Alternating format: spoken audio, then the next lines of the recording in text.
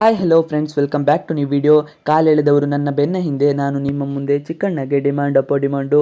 ಯೋಗ್ಯತೆ ಮತ್ತು ಯೋಗವಿದ್ದರೆ ಅವಕಾಶಗಳು ಹಿತ್ತಲಿನಿಂದಲೂ ಬರುತ್ತದೆ ಅನ್ನೋದಕ್ಕೆ ಚಿಕ್ಕಣ್ಣ ಅತ್ಯುತ್ತಮ ಸಾಕ್ಷಿ. ಕಿರಾತಕ ಚಿತ್ರದ ಮೂಲಕ ಅಚಾನಕ್ಕಾಗಿ ಕನ್ನಡ ಚಿತ್ರರಂಗಕ್ಕೆ ಬಂದ ಚಿಕ್ಕಣ್ಣ ಆ ನಂತರ ರಾಜಾಹುಲಿ ಚಿತ್ರದ ಮೂಲಕ ಜನಮನ ಗೆದ್ದರು. ಅಲ್ಲಿಂದಾಚೆ ಹಿಂದೆ ತಿರುಗಿ ನೋಡದ ಚಿಕ್ಕಣ್ಣ ಕನ್ನಡದ ಅಷ್ಟು ಜನ ಹೀರೋಗಳ ಜೊತೆ ಎರಡೆರಡು ರೌಂಡು ನಟಿಸಿದ್ದಾರೆ. 200ಕ್ಕೂ ಹೆಚ್ಚು ಸಿನಿಮಾಗಳ ಮೂಲಕ ಹಾಸ್ಯದ ರಸದೌತಣ ಬಡಿಸಿದ್ದಾರೆ. ಆದರೆ ಇಂತಹ ಚಿಕ್ಕಣ್ಣ ಉಪಾಧ್ಯಕ್ಷ ಚಿತ್ರದ ಮೂಲಕ ನಾಯಕರಾಗಲು ಮುಂದಾದಾಗ ಅನೇಕರು ಕಾಲೆಳೆದರು, ನಕ್ಕರು. ಇದೆಲ್ಲ ಆಗೋ ಹೋಗೋ ಮಾತ ಎಂದು ವ್ಯಂಗ್ಯವನ್ನು ಮಾಡಿದರು. ಇಷ್ಟೇ ಅಲ್ಲ, ಶರಣ್, ಕೋಮಲ್ ತರದ ನಟರು ಹಾಸ್ಯ ಪಾತ್ರಗಳು ಸಾಕು ಎನಿಸಿದಾಗ ಹೀರೋಗಳಾಗುವ ಸರ್ಕಸ್ಸು ಮಾಡಿದರು ಮತ್ತು ತಮಗೊಪ್ಪುವ ಸಬ್ಜೆಕ್ಟ್ಗಳನ್ನು ಆಯ್ಕೆ ಮಾಡಿಕೊಂಡಾಗ ಗೆದ್ದರು ಕೂಡ. ಆದರೆ ಚಿಕ್ಕಣ್ಣ ತೀರಾ ಹೀರೋ ಆಗುವ ಎಲಿಮೆಂಟ್ ಅಲ್ಲ ಎಂದು ಕೂಡ ಗಾಂಧಿನಗರದ ಮಂದಿ ಇದ್ದರು. ಖುದ್ದು ಚಿಕ್ಕಣ್ಣ ಉಪಾಧ್ಯಕ್ಷ ಚಿತ್ರದ ಬಿಡುಗಡೆ ಸಮಯದಲ್ಲಿ ತಮಗಾದ ಅವಮಾನದ ಕಥೆಯನ್ನು ಹೇಳಿಕೊಂಡಿದ್ದರು, ಮನದ ನೋವನ್ನೇ ಹೊರಹಾಕಿದ್ದರು. ಆದರೆ ಈಗ ಕಾಲ ಮೊದಲಿನಂತೆ ಇಲ್ಲ. ಕಾಲಚಕ್ರ ಮನಸ್ಥಿತಿ ಹಾಗೂ ಪರಿಸ್ಥಿತಿ ಎರಡನ್ನೂ ಬದಲಾಯಿಸಿದೆ.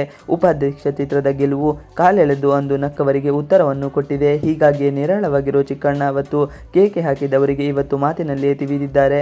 ಕಾಲೆಳೆದವರಿಗೆ ಈಗ ಕಾಲ್ ಶೀಟ್ ಹೇಳುತ್ತಿದ್ದಾರೆ ಎಂದಿದ್ದಾರೆ. ಹೌದು, ಅಸಲಿಗೆ ಉಪಾಧ್ಯಕ್ಷ ಚಿತ್ರಕ್ಕೆ ಸಿಕ್ಕ ಜನ ಬೆಂಬಲದಿಂದ ಪುಳಕಿತಗೊಂಡಿದ್ದಾರೆ. ಚಿತ್ರತಂಡ ಇತ್ತೀಚೆಗೆ ಸಕ್ಸಸ್ ಮೀಟ್ ಆಯೋಜಿಸಿತ್ತು. ಚಿಕ್ಕಣ್ಣ ಸೇರಿ ಸಂಪೂರ್ಣ ಚಿತ್ರತಂಡ ಯಶಸ್ಸನ್ನು ಸಂಭ್ರಮಿಸಲು ಒಂದೇ ಕಡೆ ಸೇರಿತ್ತು.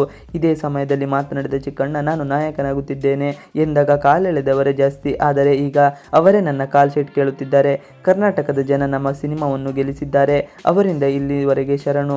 ಇನ್ನು ನನ್ನ ನಂಬಿ ದುಡ್ಡು ಹಾಕಿರೋ ನಿರ್ಮಾಪಕರಿಗೆ, ಒಳ್ಳೆಯ ಚಿತ್ರ ಕೊಟ್ಟ ನಿರ್ದೇಶಕರಿಗೆ ಹಾಗೂ ಇಡೀ ತಂಡಕ್ಕೆ ನನ್ನ ಧನ್ಯವಾದ ಎಂದು ಚಿಕ್ಕಣ್ಣ ಇದೇ ವೇಳೆ ಶಿವರಾಜ್ಕುಮಾರ್, ದರ್ಶನ್, ಸುದೀಪ್, ಯಶ್, ಧ್ರುವ ಸರ್ಜಾ, ಪ್ರಜ್ವಲ್ ದೇವರಾಜ್, ಅಭಿಷೇಕ್ ಅಂಬರೀಶ್, ಧನ್ವೀರ್ ಸೂರ್ಯ ಸೇರಿದಂತೆ ಸಾಕಷ್ಟು ನಾಯಕರು ಉಪಾಧ್ಯಕ್ಷ ಚಿತ್ರಕ್ಕೆ ನೀಡಿದ ಸಹಾಯವನ್ನು ನೆನೆದು ಮರೆಯಲಿಲ್ಲ.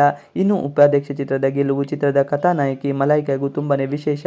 ಈ ಕಾರಣಕ್ಕೆ ವೇದಿಕೆಯಲ್ಲಿ ಮಾತನಾಡಿದ ಮಲೈಕಾ, ಚಿತ್ರ ಆರಂಭವಾದಾಗ ನಾನು ಕೆಲವು ಮಾತುಗಳನ್ನು ಕೇಳಿದ್ದೆ. ಈ ಗೆಲುವು ಅದನ್ನೆಲ್ಲ ಮರೆಸಿದೆ. ಆಡಿದವರಿಗೆ ತಕ್ಕ ಉತ್ತರ ಸಿಕ್ಕಿದೆ. ಯಶಸ್ಸಿಗೆ ಕಾರಣರಾದ ಪ್ರತಿಯೊಬ್ಬರಿಗೂ ಧನ್ಯವಾದ ಎಂದರು.